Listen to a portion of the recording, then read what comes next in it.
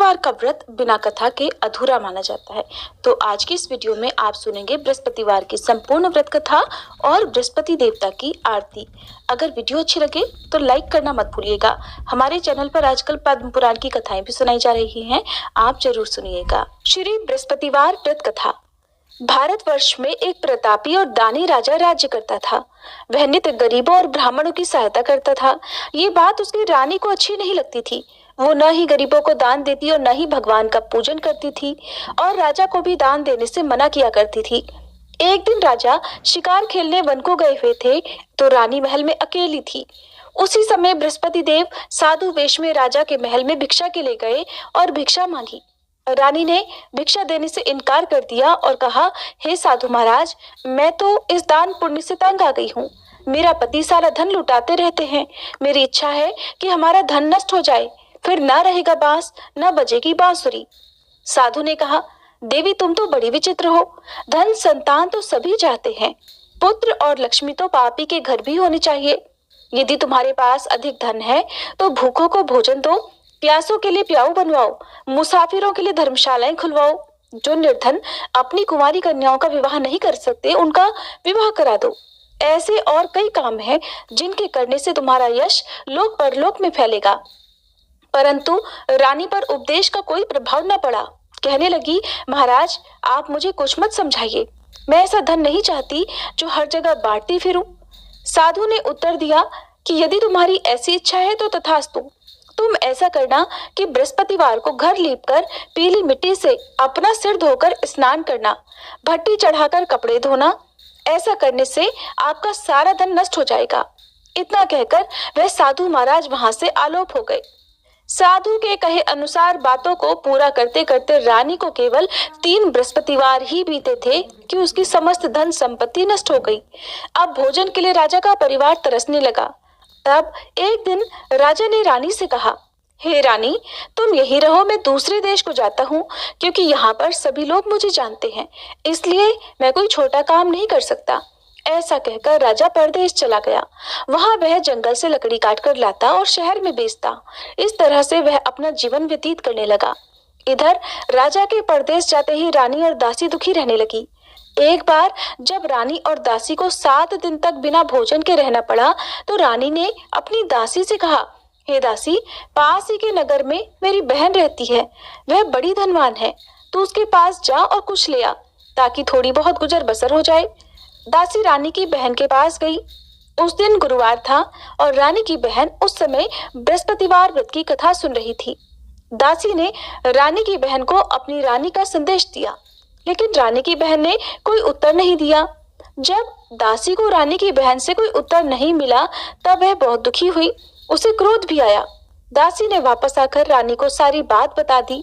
सुनकर रानी ने अपने भाग्य को कोसा।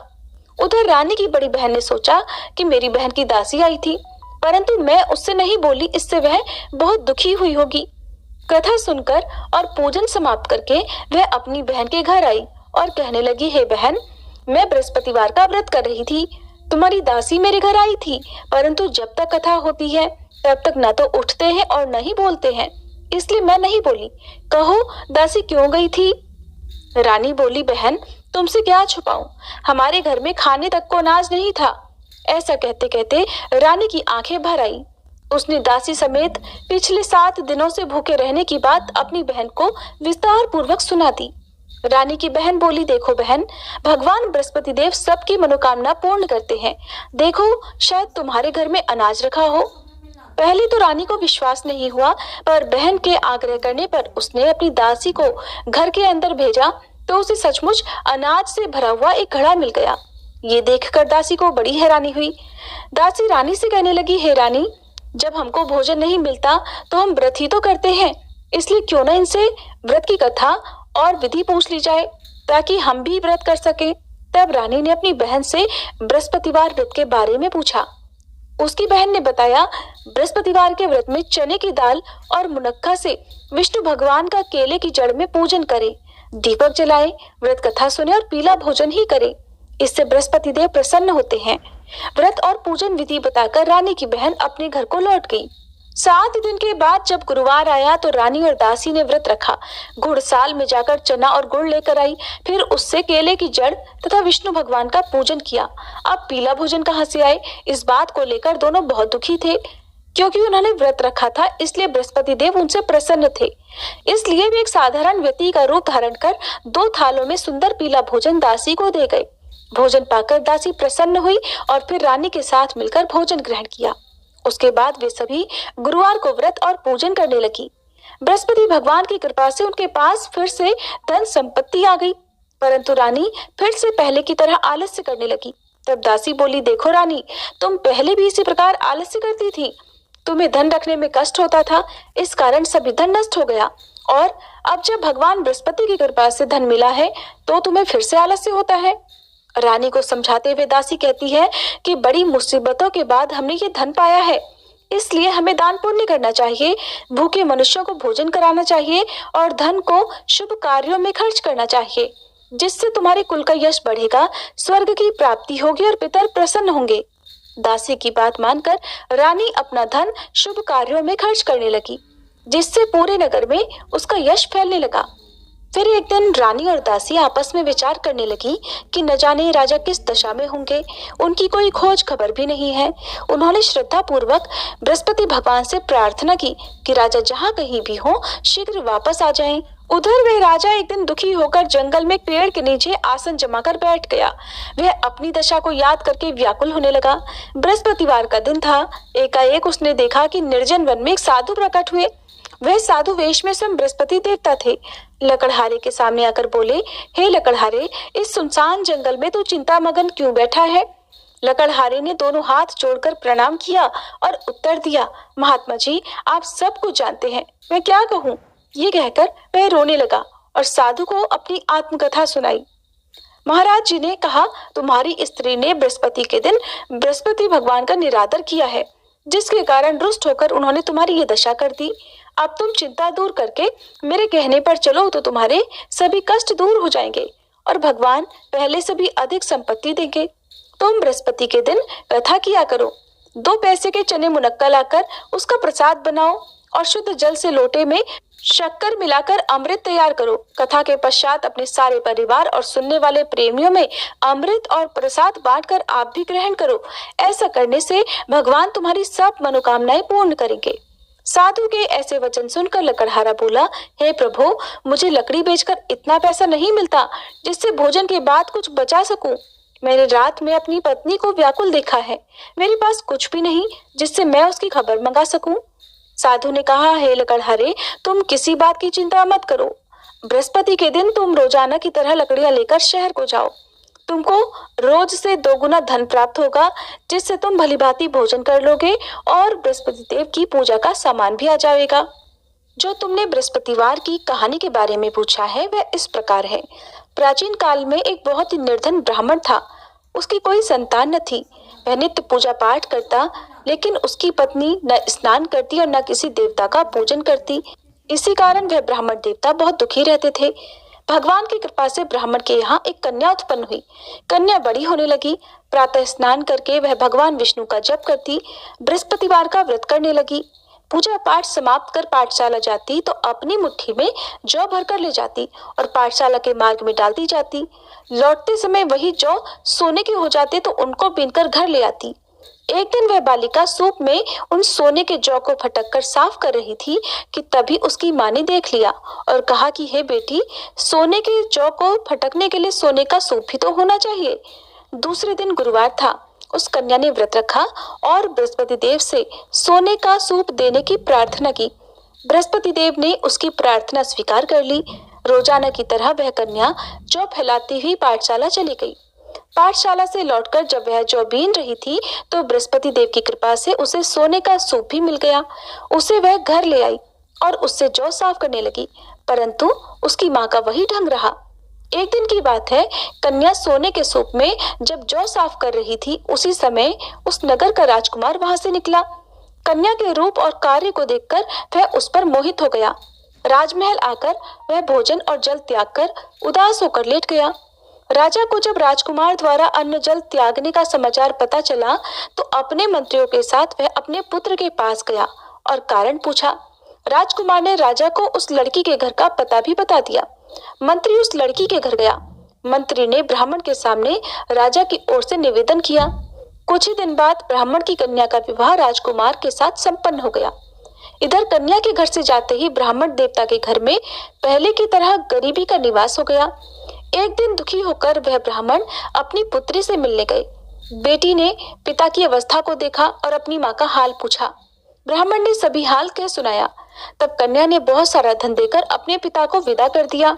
लेकिन कुछ दिन बाद फिर वही हाल हो गया। ब्राह्मण फिर अपनी कन्या के यहाँ गया और सभी हाल कहा तो पुत्री बोली, हे पिताजी, आप माताजी को यहाँ लिवा लाओ, मैं उन्हें वह विधि बता दूंगी जिससे गरीबी दूर हो जाए। ब्राह्मण देवता अपनी पत्नी को साथ लेकर अपनी पुत्री के पास राजमहल पहुंचे तो पुत्री अपनी माँ को समझाने लगी, हे माँ, तुम प्रातःकाल स्नानादि करके विष्णु भगवान का पूजन करो तो सब दरिद्रता दूर हो जाएगी। परंतु उसकी माँ ने उसकी एक भी बात नहीं मानी। वह प्रातःकाल उठकर अपनी पुत्री की बची जूठन को खा लेती थी। एक दिन उसकी पुत्री को बहुत गुस्सा आया। उसने अपनी माँ को एक कोठरी में बंद कर दिया। प्रातः उसे स्नानादि करा के पूजा पाठ करवाया तो उसकी माँ की बुद्धि ठीक हो गई। इसके बाद वह नियम से पूजा पाठ करने लगी और प्रत्येक बृहस्पतिवार को व्रत करने लगी। इस व्रत के प्रभाव से मृत्यु के बाद वह स्वर्ग को गई। वह ब्राह्मण भी सुख पूर्वक इस लोक का सुख भोगकर स्वर्ग को प्राप्त हुआ। इतना कहकर साधु अंतर ध्यान हो गए। धीरे धीरे समय बीतने पर फिर वही बृहस्पतिवार का दिन आया। लकड़हारा जंगल से लकड़ी काटकर किसी शहर में बेचने गया। उसे उस दिन और दिन से अधिक पैसा मिला। राजा ने चना गुड़ आदि लाकर गुरुवार का व्रत किया। उस दिन से उसके सभी क्लेश दूर हुए। परंतु जब दोबारा गुरुवार का दिन आया तो बृहस्पतिवार का व्रत करना भूल गया। इस कारण बृहस्पति भगवान नाराज हो गए। उस दिन उस नगर के राजा ने विशाल यज्ञ का आयोजन किया था और शहर में ये घोषणा कर दी कि कोई भी मनुष्य अपने घर में भोजन न बनाए, न आग जलाए। समस्त जनता मेरे यहाँ भोजन करने आए। इस आज्ञा को जो न मानेगा उसे फांसी की सजा दी जाएगी। इस तरह की घोषणा संपूर्ण नगर में करवा दी गई। राजा की आज्ञा अनुसार शहर के सभी लोग भोजन करने गए, लेकिन लकड़हारा कुछ देर से पहुंचा, इसलिए राजा उसको अपने साथ घर लिवा ले गए और ले जाकर भोजन करा रहे थे तो रानी की दृष्टि उस खूंटी पर पड़ी जिस पर उसका हार लटका हुआ था। वह वहां पर नहीं दिखाई दिया। रानी ने निश्चय किया कि मेरा हार इसी मनुष्य ने चुरा लिया है। उसी समय सिपाहियों को बुलाकर उसको कारागार में डलवा दिया। जब लकड़हारा कारागार में पड़ गया और बहुत दुखी होकर विचार करने लगा कि न जाने कौन से पूर्व जन्म के कर्म से मुझे यह दुख प्राप्त हुआ है, और उसी साधु को याद करने लगा जो कि जंगल में मिला था। उसी समय तत्काल बृहस्पति देव साधु के रूप में प्रकट हुए और उसकी दशा को देखकर कहने लगे, अरे मूर्ख, तूने बृहस्पति देव की कथा नहीं करी, इस कारण तुझे ये दुख प्राप्त हुआ है। अब चिंता मत कर, बृहस्पतिवार के दिन कारागार के दरवाजे पर 4 पैसे पड़े मिलेंगे। उनसे तू बृहस्पति देव की पूजा करना, तेरे सभी कष्ट दूर हो जाएंगे। बृहस्पति के दिन उसे 4 पैसे मिले। लकड़हारे ने कथा कही। उसी रात को बृहस्पति देव ने उस नगर के राजा को स्वप्न में कहा, हे राजा, तुमने जिस आदमी को कारागार में बंद कर दिया है वह निर्दोष है, वह राजा है, उसे छोड़ देना। रानी का हार उसी खूंटी पर लटका है। अगर तू ऐसा नहीं करेगा तो मैं तेरे राज्य को नष्ट कर दूंगा। इस तरह रात के स्वप्न को देखकर राजा प्रातःकाल उठा और खूंटी पर हार देखकर लकड़हारे को बुलाकर क्षमा मांगी और लकड़हारे को योग्य सुंदर वस्त्र आभूषण देकर विदा कर दिया। बृहस्पति देव की आज्ञा अनुसार लकड़हारा अब अपने नगर को चल दिया। राजा जब अपने नगर के निकट पहुंचा तो उसे बड़ा आश्चर्य हुआ। नगर में पहले से अधिक बाग, तालाब, कुएं तथा बहुत सी धर्मशाला, मंदिर आदि बन गई हैं। राजा ने पूछा, ये किसका बाग और धर्मशाला है? तब नगर के सब लोग कहने लगे, ये सब रानी और बांदी के हैं। तो राजा को आश्चर्य हुआ और गुस्सा भी आया। जब रानी ने ये खबर सुनी कि राजा आ रहे हैं तो उन्होंने बांदी से कहा, हे दासी, देख, राजा हमको कितनी बुरी हालत में छोड़ गए थे। हमारी ऐसी हालत देखकर वो लौट ना जाए, इसलिए तू दरवाजे पर खड़ी हो जा। आज्ञा अनुसार दासी दरवाजे पर खड़ी हो गई। राजा आए तो उन्हें अपने साथ लिवा लाई। तब राजा ने क्रोध करके अपनी रानी से पूछा कि ये धन तुम्हें कैसे प्राप्त हुआ है? तब उन्होंने कहा, हमें ये सब धन बृहस्पति देव के इस व्रत के प्रभाव से प्राप्त हुआ है। अब राजा ने निश्चय किया कि 7 रोज बाद तो सभी बृहस्पति देव का पूजन करते हैं, परंतु मैं प्रतिदिन दिन में 3 बार कहानी और रोज व्रत किया करूंगा। अब हर समय राजा के दुपट्टे में चने की दाल बंधी रहती और दिन में 3 बार कहानी कहता। एक रोज राजा ने विचार किया कि चलो अपनी बहन के यहाँ हो आए। इस तरह निश्चय कर राजा घोड़े पर सवार होकर अपनी बहन के यहाँ को चलने लगा। मार्ग में उसने देखा कि कुछ आदमी एक मुर्दे को लिए जा रहे हैं। उन्हें रोककर राजा कहने लगा, अरे भाइयों, मेरी बृहस्पति देव की कथा सुन लो। वे बोले, लो, हमारा तो आदमी मर गया है, इसको अपनी कथा की पड़ी है। परंतु कुछ आदमी बोले, अच्छा कहो, हम तुम्हारी कथा भी सुनेंगे। राजा ने दाल निकाल ली और जब कथा आधी हुई थी कि मुर्दा हिलने लग गया और जब कथा समाप्त हो गई तो राम राम करके वह मनुष्य उठकर खड़ा हो गया। आगे मार्ग में उसे एक किसान खेत में हल चलाता मिला। राजा ने उसे देखा तो उससे बोले, अरे भैया, तुम मेरी बृहस्पतिवार की कथा सुन लो। किसान बोला, जब तक मैं तेरी कथा सुनूंगा तब तक 4 हरैया जोत लूंगा। जा, अपनी कथा किसी और को सुनाना। इस तरह राजा आगे चलने लगा। राजा के हटते ही बैल पछाड़ खाकर गिर गए और उस किसान के पेट में बड़ी जोर का दर्द होने लगा। उसी समय उसकी माँ रोटी लेकर आई। जब उसने ये देखा तो अपने पुत्र से सब हाल पूछा और बेटे ने सभी हाल कह दिया। तो बुढ़िया दौड़ी दौड़ी उस घुड़सवार के पास गई और उससे बोली कि मैं तेरी कथा सुनूंगी, तू अपनी कथा मेरे खेत पर चलकर ही कहना। राजा ने बुढ़िया के खेत पर जाकर कथा कही, जिसके सुनते ही बैल उठ खड़े हुए और किसान के पेट का दर्द भी बंद हो गया। राजा अपनी बहन के घर पहुंचा। बहन ने भाई की खूब मेहमानी की। दूसरे रोज प्रातःकाल राजा जगा तो वह देखने लगा कि सब लोग भोजन कर रहे हैं। राजा ने अपनी बहन से कहा, ऐसा कोई मनुष्य है जिसने भोजन ना किया हो, मेरी बृहस्पतिवार की कथा सुन ले। बहन बोली, है भैया, ये देश ऐसा ही है। पहले यहाँ लोग भोजन करते हैं, बाद में अन्य काम करते हैं। अगर कोई पड़ोस में हो तो देखाऊं। वो ऐसा कहकर देखने चली गई, परंतु उसे ऐसा कोई व्यक्ति नहीं मिला जिसने भोजन ना किया हो। अतः वह एक कुम्हार के घर गई जिसका लड़का बीमार था। उसे मालूम हुआ कि उनके यहाँ 3 रोज से किसी ने भोजन नहीं किया है। रानी ने अपने भाई की कथा सुनने के लिए कुम्हार से कहा। वह तैयार हो गया। राजा ने जाकर बृहस्पतिवार की कथा कही, जिसको सुनकर उसका लड़का ठीक हो गया। अब तो राजा की प्रशंसा होने लगी। एक दिन राजा ने अपनी बहन से कहा, हे बहन, अब हम अपने घर को जाएंगे, तुम भी तैयार हो जाओ। राजा की बहन ने अपनी सास से कहा। सास ने कहा, हाँ चली जा, परंतु अपने लड़कों को मत ले जाना, क्योंकि तेरे भाई की कोई संतान नहीं है। बहन ने अपने भैया से कहा, हे भैया, मैं तो चलूंगी, पर कोई बालक नहीं जाएगा। राजा बोला, जब कोई बालक नहीं जाएगा तब तुम भी जाकर क्या करोगी। बड़े दुखी मन से राजा अपने नगर को लौट आया। राजा ने अपनी रानी से कहा, हम निर्वंशी राजा हैं, हमारा मुंह देखने का धर्म नहीं है और कुछ भोजन आदि नहीं किया। रानी बोली, हे प्रभु, बृहस्पति देव ने हमें सब कुछ दिया है, वह हमें संतान अवश्य देंगे। उसी रात को बृहस्पति देव ने राजा से स्वप्न में कहा, हे राजा, उठ, सभी सोच त्याग दे, तेरी रानी गर्भ से है। राजा को ये बात सुनकर बड़ी खुशी हुई। 9वें महीने में उसके गर्भ से एक सुंदर पुत्र पैदा हुआ। तब राजा बोला, हे रानी, स्त्री बिना भोजन के रह सकती है, पर बिना कहे नहीं रह सकती। जब मेरी बहन आए तब तुम मुझसे कुछ मत कहना। रानी ने सुनकर हाँ कर दिया। जब राजा की बहन ने ये शुभ समाचार सुना तो वह बहुत खुश हुई और बधाई लेकर अपने भाई के यहाँ आई। तभी रानी ने कहा, घोड़ा चढ़कर तो नहीं आई, गधा चढ़ी आई। राजा की बहन बोली, भाभी, मैं इस प्रकार न कहती तो तुम्हें संतान कैसे मिलती। बृहस्पति देव ऐसे ही हैं, जैसे जिसके मन में कामनाएं हैं सभी को पूर्ण करते हैं। जो सद्भावना पूर्वक बृहस्पतिवार का व्रत करता है और कथा पढ़ता है अथवा सुनता है, दूसरों को सुनाता है, बृहस्पति देव उसकी सभी मनोकामनाएं पूर्ण करते हैं। प्रेम से बोलिए बृहस्पति देवता की जय। आरती। ओम जय बृहस्पति देवा, स्वामी जय बृहस्पति देवा, छिन छिन भोग लगाऊं, कदली फल मेवा। ओम जय बृहस्पति देवा। तुम पूर्ण परमात्मा, तुम अंतर्यामी, स्वामी तुम अंतर्यामी। जगत पिता जगदीश्वर, जगत पिता जगदीश्वर, तुम सबके स्वामी। ओम जय बृहस्पति देवा। चरणामृत निज निर्मल, सब पातक हरता, स्वामी सब पातक हरता। सकल मनोरथ दायक, सकल मनोरथ दायक कृपा करो भरता। ओम जय बृहस्पति देवा। तन मन धन अर्पण कर जो जन शरण पड़े, स्वामी जो जन शरण पड़े।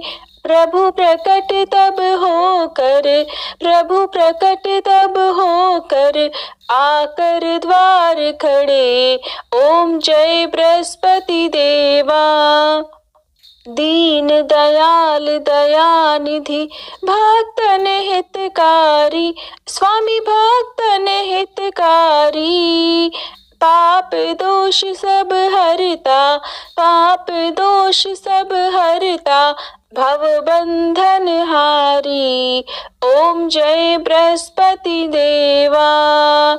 सकल मनोरथ दायक सब संशय तारो, स्वामी सब संशय तारो। विषय विकार मिटाओ, विषय विकार मिटाओ, संतन सुखकारी। ओम जय बृहस्पति देवा। जो कोई आरती तेरी प्रेम सहित गावे, स्वामी प्रेम सहित गावे। ज्येष्ठानंद बंद सो सो निश्चय पावे। ओम जय बृहस्पति देवा। ओम जय बृहस्पति देवा, स्वामी जय बृहस्पति देवा। छिन छिन भोग लगाऊं कदली फल मेवा। ओम जय बृहस्पति देवा। अगर आज की कथा आपको पसंद आई हो तो कृपया लाइक करें।